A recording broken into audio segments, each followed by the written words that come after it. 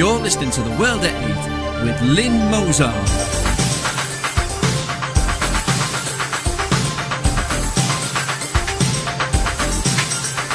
The World at 8, the number one in nationalist news. Highlights of the news today, Monday, 19th of January 2015. Evening Standard, a criminal hardcore freed onto London streets are committing thousands of crimes. Is the PM growing a set? Muslim leaders told they really have a problem after complaining about minister's letter demanding they root out extremism. Police chiefs concede it would be naive to say there is not a child sexual exploitation problem in Windsor and Maidenhead. Professional boxer engaged in sexual activity with 14-year-old on day he proposed to fiancée.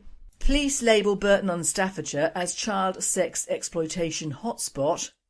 Dutch dhimmis humiliate teacher by forcing him to apologise to every Muslim student in the school for putting up a Charlie Hebdo poster. Kenya, UK launches programme to protect children in Kenya.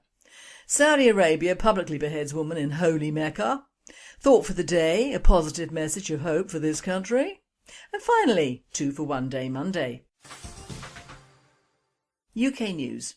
Evening Standard. Criminal hardcore freed onto London streets are committing thousands of crimes. New official statistics, compiled from an analysis in 8 London boroughs, showed 418 criminals freed into the community have carried out about 20,000 offences between them, an average of around 48 each. The most prolific criminals have an even worse record. 8 register more than 150 offences apiece. Another 21 have been responsible for at least 100 each. Nearly half of the 418 have committed at least one serious offence, such as robbery, wounding or other violent crime. The figures obtained from the Deputy Mayor for Policing, Stephen Greenhalgh, will fuel debate about the failure of rehabilitation policies and the impact on law-abiding Londoners and the public purse. They follow separate Ministry of Justice statistics obtained by the Standard in March, which showed that 554 criminals, each with at least 50 previous convictions, had reoffended after being freed during one 12-month period. City Hall's new figures suggest that the problem remains severe. Across London, some 1,800 prolific offenders are registered on the system known as Integrated Offender Management, which aims to ensure probation staff and police take faster action if they breach the terms and conditions imposed after their release. World at 8. Another point avoided by the authorities is that the ethnicity of these free criminals and the time they've spent in the UK. This country is a haven for the wicked, lazy and greedy of other countries who don't want them, but insist that we take them in under the name of humanitarian aid and diversity. Absolute rubbish. Is the PM growing a set? Muslim leaders told they really have a problem after complaining about minister's letter demanding they root out extremism. David Cameron today warned Muslim leaders that they had a problem if they objected to being asked to do more to tackle Islamist extremism. The Prime Minister said letters sent to mosques by Eric Pickles were reasonable, sensible and moderate, and ministers were absolutely right to insist everybody had a responsibility to fight radicalisation. It came after the Muslim Council of Britain accused the government of ratcheting up tensions and adopting the language of the far right. More than 1,100 imams and Islamic leaders have been sent a government letter urging them to show men of hate that they have no place in Britain's mosques or any place of worship. In the letter, Community Secretary Eric Pickles and Minister Lord Ahmed write, "We must show our young people who may be targeted that extremists have nothing to offer them. We must show them that there are other ways to express disagreement, that their right to do so is dependent on the very freedoms that extremists seek to destroy." The letter ends, "We welcome your thoughts, ideas and initiatives on how to ensure that Islam's true message of peace triumphs over those who seek to divide our communities." The letter was sent by Communities Secretary Eric Pickles and Minister Lord Tariq Ahmed of Wimbledon. Muslim commentator Mohammed Ansar went further, tweeting, "Ridiculous and unhelpful intervention from the Communities Secretary Eric Pickles this morning by asking all Muslims to prove themselves. Government ministers, rather than ratcheting up tensions and fueling the fifth column narrative, should be looking to unite communities." But asked about the criticisms this morning, Mr Cameron insisted the letter was reasonable, sensible and moderate and suggests that anyone opposing it really has a problem. World at 8. At last, Comoran has developed some balls. It doesn't take much to offend even your average so-called peaceful Muslim, which explains why we in the UK are now living on the edge of the abyss, with a foreign influence growing every day. Lord Ahmed of Wimbledon? How gross. The letter should have read, no meetings over 4 people in public or outside mosques, halal food banned in English supermarkets, all foreign children to have to speak English before they enter our schools, and many more lovelies, like a jizya tax on all Muslims using the NHS and any form of benefits. Now that would cause just a whimper, wouldn't it? Police chiefs concede it would be naive to say there is not a child exploitation problem in Windsor and Maidenhead.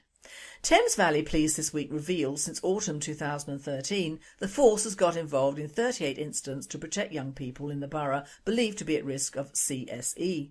It added currently 13 young people are actively being worked with. Of the 38 incidents, 37 involved girls and all 38 were aged between 12 and 18.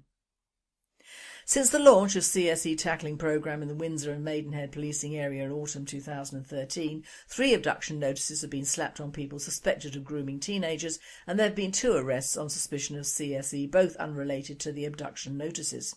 Superintendent Kate Ford, Area Commander for Windsor and Maidenhead, said, "It would be very naive to say just as we lived in an affluent area there isn't a problem. We don't have a problem on the scale of some areas. We have young people that we believe are being exploited and we are working closely with partners to make sure that doesn't escalate." Windsor-based Inspector Emily Roberts, who is taking the lead on tackling CSE in the borough, revealed as part of a large-scale training and education operation with hotels and bed and breakfast last year, one hotel in the Royal Borough was given comprehensive training in licensing laws in September. World at 8. No, true that area doesn't have the problems of Rotherham or Rochdale, but that's because the Muslim migrants went north at first, but now are down south. Oxford and Kent are now becoming trouble spots because of the increase in Muslim migrants to those areas.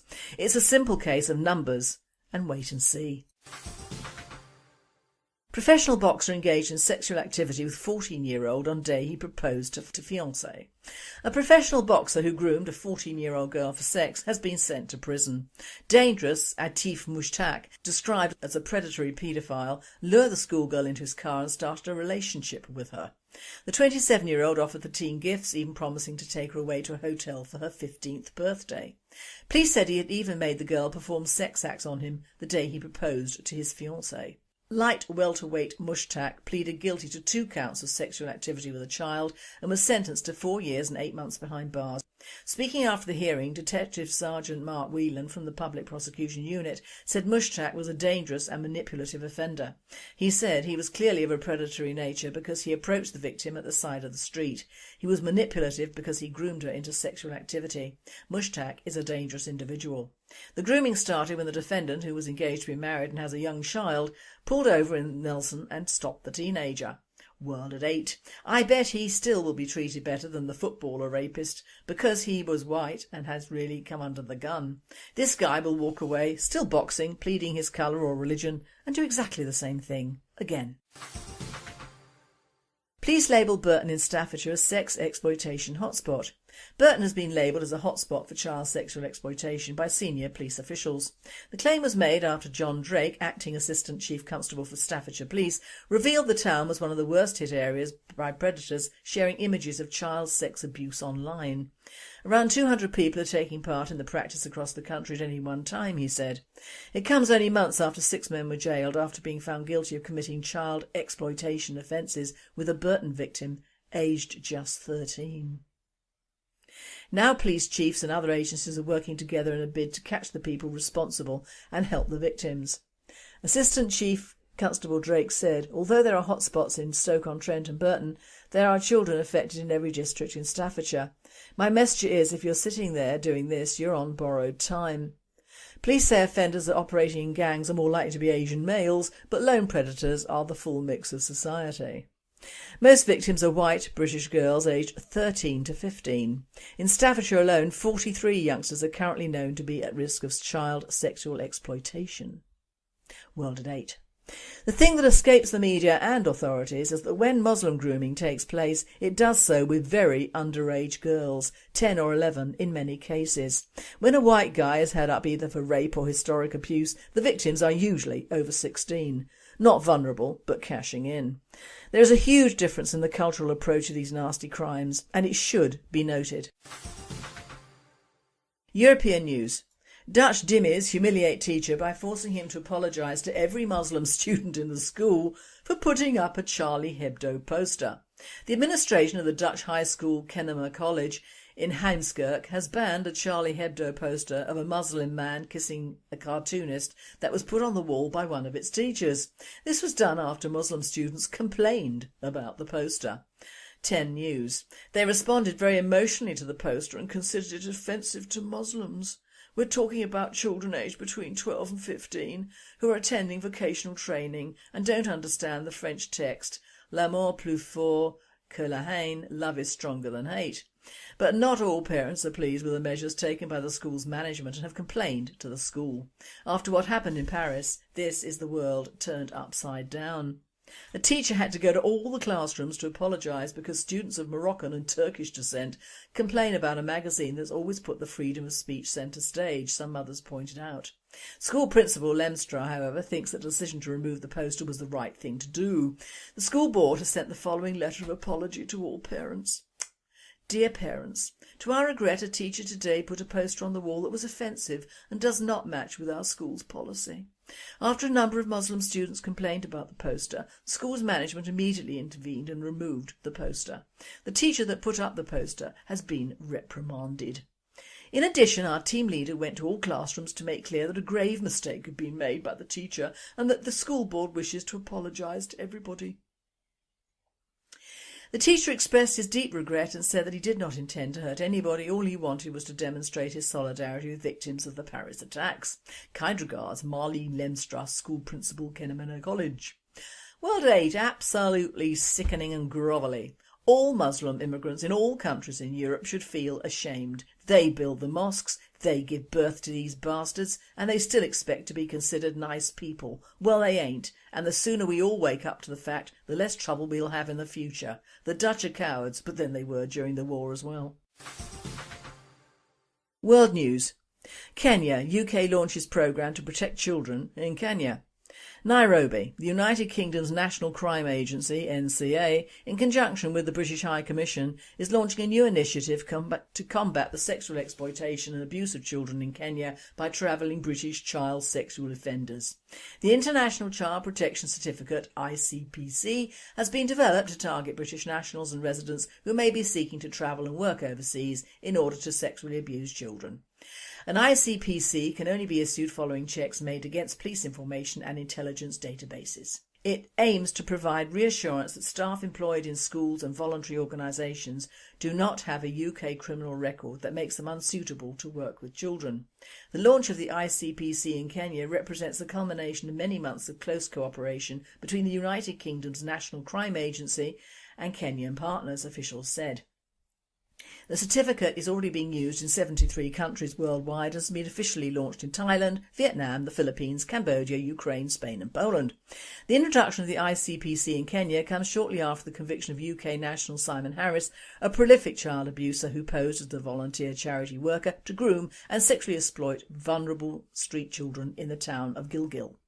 British High Commissioner to Kenya, Dr Christian Turner, said they believe their responsibility to protect children from abuse does not stop at the borders of the UK. I applaud the pivotal role of the NCA in working with national and international law enforcement agencies to pursue British suspects, wherever they are located, to safeguard children and prosecute offenders. We must continue working together to ensure all our children are given the same chance to learn and grow in the safest environment possible, Turner said. World at 8. Sounds good, but then it would, as the perpetrators are supposedly all British, whatever that covers. I suppose the Africans who rape babies or the Arabs who enslave them are not counted in this particular loveified action. When are we going to vet all the migrants who come over here for criminal records when they want to work with babies, children, the sick and the elderly? Seems a rather one-way traffic to me. Saudi Arabia publicly beheads woman in Mecca. Authorities in Saudi Arabia have publicly beheaded a woman in Islam's holy city of Mecca, prompting further criticism of the country's human rights record. Lala bint Abdul Muttalib Basim, a Burmese woman who resided in Saudi Arabia, was executed by sword on Monday after being dragged through the streets and held down by 4 police officers. She was convicted of the sexual abuse and murder of her 7-year-old stepdaughter. A video showed how it took 3 blows to complete the execution while the woman screamed, "I did not kill, I did not kill." It has now been removed by YouTube as part of its policy on shocking and disgusting content. There are 2 ways to behead people according to Mohammed al-Saidi, a human rights activist.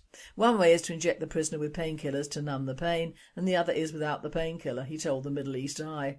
The Saudi Ministry of the Interior said in a statement that it believed the sentence was warranted due to the severity of the crime. The beheading is part of an alarming trend which has seen the kingdom execute 7 people in the first 2 weeks of this year. In Saudi Arabia, a number of crimes, including murder, rape, adultery and armed robbery, can carry a capital sentence. Beheading is considered one of the more humane punishments authorities can mete out. A firing squad and stoning are other methods open to judges. World at 8, we will never know whether she did it or not. The fact the girl was a stepchild and Saudi probably affected this outcome. By the way, Mecca is not holy to me, or anyone non-Muslim. Thought for the day. A positive message of hope for this country. Now I know that positive messages are much better to listen to than negative ones, and that looking back, World at 8 has usually followed the wake up idiots negative approach, which is not entirely my fault, as we in this country seem to either forget how we got to this spot in the first place or simply go on making the same old mistakes. So it is with these in mind I've plucked a few national stories from the papers over the weekend and given them the nationalist slant, or the Radio Britain slant, if you're going to be picky, my slant.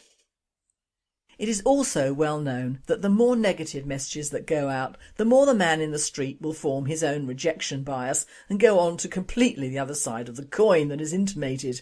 Example: for many decades now, all nationalists, whether neo-Nazis, fascists, haters of all things not like themselves, anti-Semites or simply patriots, have been telling everyone about the dangers of immigration into this country. And what do various governments, public bodies and the entertainment industry, the media and the fashionable lovies do?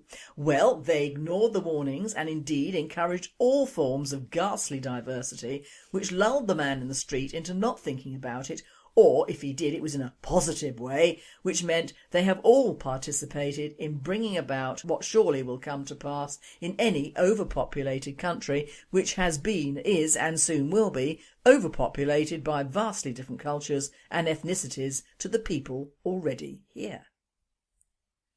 We are now being encouraged to feel sorry for the shiploads of migrants and the way they are fleeced by truly wicked people, but surely they are all capable of reading or watching. Although many of these countries these people flee from are in the dark ages, it doesn't prevent them, once they set foot in English soil, getting the money for mobile phones and cars. And that says a lot, doesn't it? I, for one, do not feel sorry for them. Pity is cheap, and pity in itself is also a form of ignorance. If you feel sorry for them, you are acknowledging that this problem is none of your business, and whilst feeling some sort of empathy, you're also feeling relief that you don't have to really think about it, because they will not live on your doorstep or shop at your shops or put several more of their children into an already overcrowded state school. Wrong positive thinking. This is all our problem, because if we don't want this massive colonisation on a large scale for our children's children to sort out, something will have to be done by us, and done now. It now appears that the latest ship heartlessly abandoned is on our doorstep, of course. Soon our governments will have to clench their buttocks and make rules that safeguard not everyone else coming into this country, but the people already born, living and working here for many years.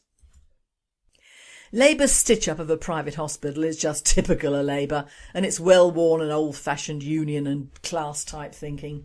The only good thing to come out of a Labour government was the old National Health Service, which incidentally my mother never made use of, even though hard-pressed to find doctors' bills.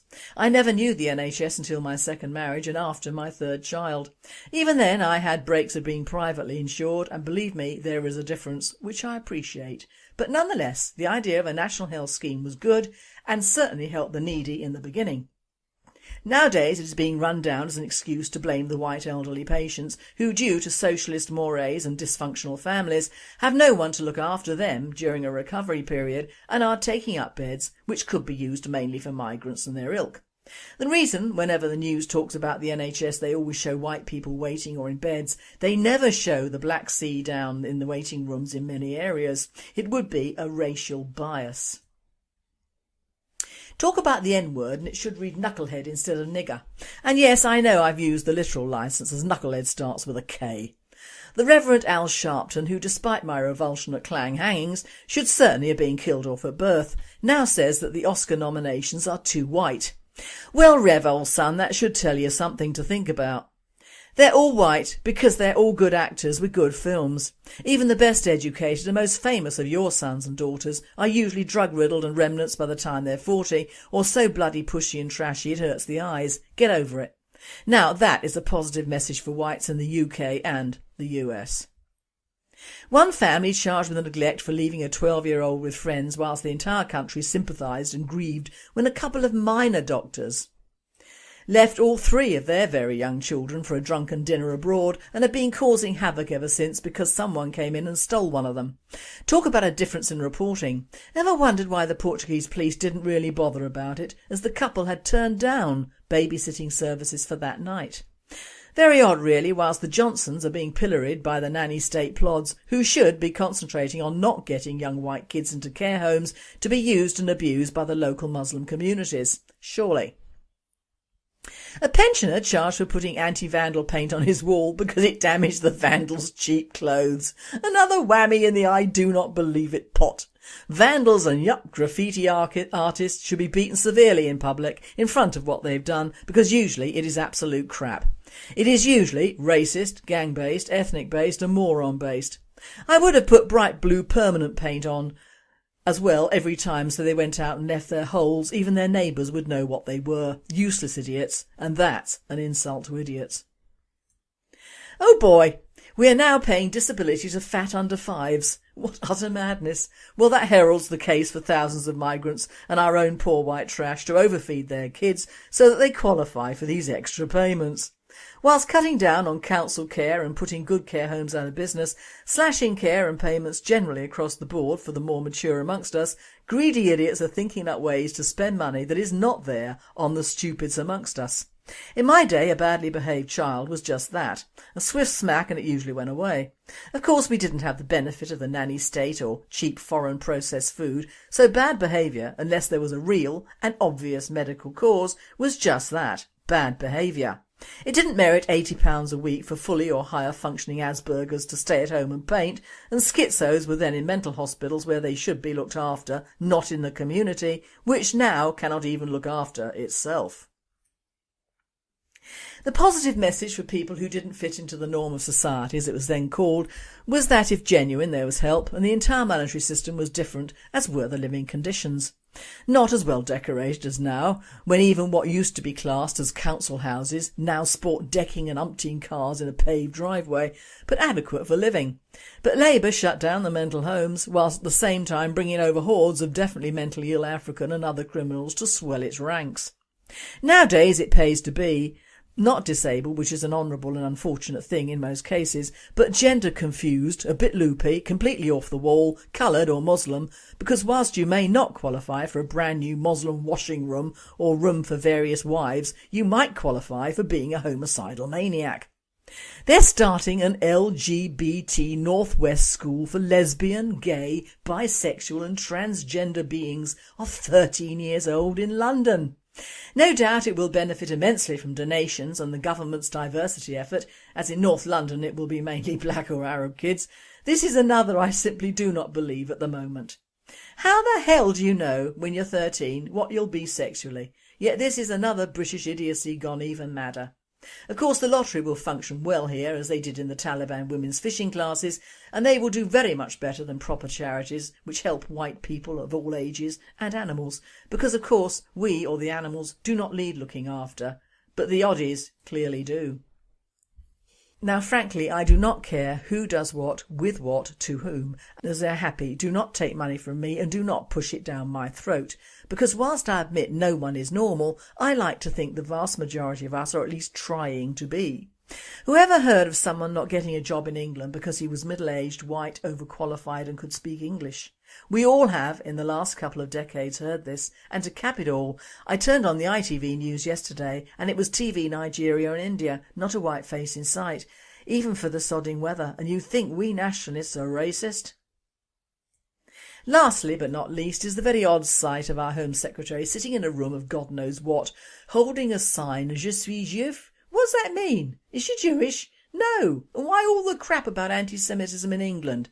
Do Christians walk about with kill Jews on signs? Do we deface synagogues, boycott Jewish shops like Tesco, spit and make the Orthodox cut off their beards? Do we have Kristallnacht every weekend? No, we don't. And the only people who really hate the Jews are the Muslims. And true, there are enough of them over here now to make life for the average Judaic person rather uncomfortable. But then the Muslims would make life awful for us under Sharia as well. So don't really see any positive message with a bunch of MP and so-called elite sitting around wearing signs, rather like the Third Reich and the Stars, isn't it? Also along those lines, we have all forgotten the poor little Pakistani kids killed by Taliban terrorists. No signs for them. No je suis whatever. No, you are not Spartacus, and neither am I. But of course, who knows what might happen once people realise the positive message is just the other side of the negative ones. They reflect each other. And finally, 2 for 1 Day Monday. 3 women, 2 younger and 1 senior citizen, were sitting naked in a sauna. Suddenly there was a beeping sound. One of the young women pressed her forearm and the beep stopped. The other looked at her questioningly. That was my pager, she said. I have a microchip under the skin of my arm. A few minutes later a phone rang. The second young woman lifted her palm to her ear. When she finished she explained, that was my mobile phone. I have a microchip in my hand. The older woman felt very low tech. Not to be outdone, she decided she had to do something just as impressive. She stepped out of the sauna and went to the bathroom. She returned with a piece of toilet paper hanging from her rear end. The others raised their eyebrows and stared at her. The older woman finally said, well, would you look at that? I'm getting a fax.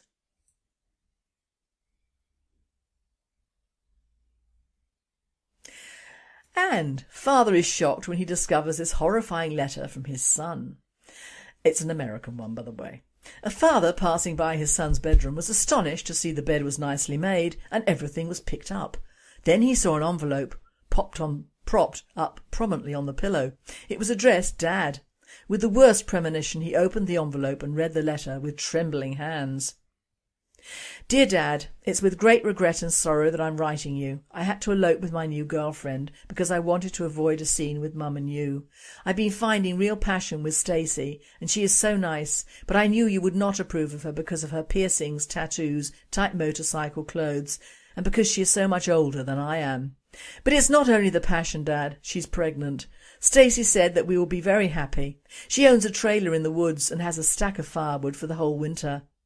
We share a dream of having many more children. Stacey has opened my eyes to the fact that marijuana doesn't really hurt anyone. We'll be growing it for ourselves and trading it with the other people in the commune for all the cocaine and ecstasy we want. In the meantime, we'll pray that science will find a cure for AIDS so Stacey can get better. She sure deserves it. Don't worry, Dad, I'm 15 and I know how to take care of myself. Someday I'm sure we'll be back to visit so you can get to know your many grandchildren. Love, your son Joshua. P.S. Dad, none of the above is true. I'm over at Jason's house. I just wanted to remind you that there are worse things in life than the school report that's on the kitchen table. Call when it's safe for me to come home. Now that young man has a brain and a sense of humour. You've been listening to The World at 8. I am Lynn Mozar and I wish you all a very good night. 554 criminals, each with at least 50 previous convictions, had reoffended after being freed during one 12-month period. City Hall's new figures suggest that the problem remains severe. Across London, some 1,800 prolific offenders are registered on the system known as Integrated Offender Management, which aims to ensure probation staff and police take faster action if they breach the terms or conditions imposed after their release. World at 8. Another point avoided by the authorities is that the ethnicity of these free criminals and the time they've spent in the UK. This country is a haven for the wicked, lazy and greedy of other countries who don't want them, but insist that we take them in under the name of humanitarian aid and diversity. Absolute rubbish. 6. Compiled from an analysis in 8 London boroughs, showed 418 criminals freed into the community have carried out about 20,000 offences between them, an average of around 48 each. The most prolific criminals have an even worse record. 8 register more than 150 offences apiece. Another 21 have been responsible for at least 100 each. Nearly half of the 418 have committed at least one serious offence, such as robbery, wounding or other violent crime. The figures obtained from the Deputy Mayor for Policing, Stephen Greenhalgh, will fuel debate about the failure of rehabilitation policies and the impact on law-abiding Londoners and the public purse. They follow separate Ministry of Justice statistics obtained by the Standard in March, which showed that 5 exploitation problem in Windsor and Maidenhead. Professional boxer engaged in sexual activity with 14-year-old on day he proposed to fiancée. Police label Burton on Staffordshire as child sex exploitation hotspot. Dutch dhimmis humiliate teacher by forcing him to apologise to every Muslim student in the school for putting up a Charlie Hebdo poster. Kenya. UK launches programme to protect children in Kenya. Saudi Arabia publicly beheads woman in holy Mecca. Thought for the day, a positive message of hope for this country. And finally, 2 for 1 Day Monday. UK News. Evening Standard. Criminal hardcore freed onto London streets are committing thousands of crimes. New official statistics.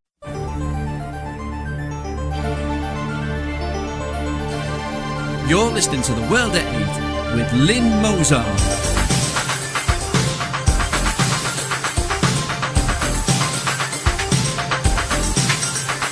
The World at 8, the number 1 in nationalist news. Highlights of the news today, Monday, 19th of January 2015. Evening Standard. A criminal hardcore freed onto London streets are committing thousands of crimes.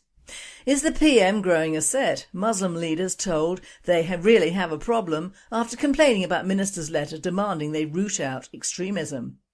Police chiefs concede it would be naive to say there is not a child's sexual Is the PM growing a set? Muslim leaders told they really have a problem after complaining about minister's letter demanding they root out extremism. David Cameron today warned Muslim leaders that they had a problem if they objected to being asked to do more to tackle Islamist extremism. The Prime Minister said letters sent to mosques by Eric Pickles were reasonable, sensible and moderate, and ministers were absolutely right to insist everybody had a responsibility to fight radicalisation. It came after the Muslim Council of Britain accused the government of ratcheting up tensions and adopting the language of the far right. More than 1,100 imams and Islamic leaders have been sent a government letter urging them to show men of hate that they have no place in Britain's mosques or any place of worship. In the letter, Community Secretary Eric Pickles and